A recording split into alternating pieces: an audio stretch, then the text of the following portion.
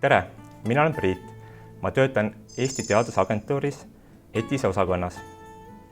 Minu tööülesandeks on ETIS administreerimine. Eesti Teadusinfosüsteem ehk ETIS on riiklik register, mis kogub infot Eestiga seotud teadustegevuse kohta. Seda nii asutuste, teadlaste kui ka teadustegevuse mõistes. Lisaks sellele on ETIS ka avalik portaal, kus saavad kõik huvilised otsida Eestiga seotud teaduse kohta infot.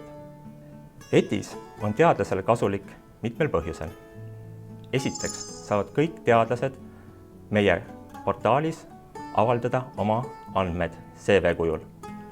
Lisaks sellele on ETIS ka keskkond teadusgrantide taotlemiseks.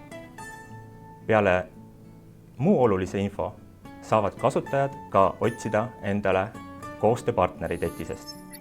ETIS on avatud kõigile soovijatele. Konto loomine on imelihtne. Kui sul on olemas ID-kaart või mobiil-ID, saad sa konto avada sellega.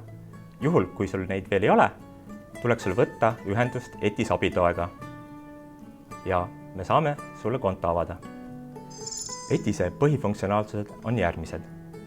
See on avalik portaal teadusinfo levitamiseks, informatsioonisüsteem teadusinfo sisestamiseks, publikatsioonid, juhendamised, tööstusomand ja teadusprojektid.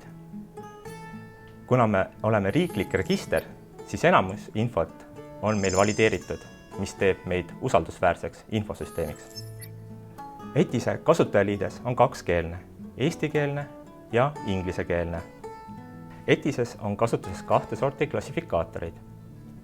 On olemas teadusvaldkondade klassifikaator ja publikatsioonide klassifikaator. Teadusvaldkondade põhiklassifikaatoriks on Frascati klassifikaator.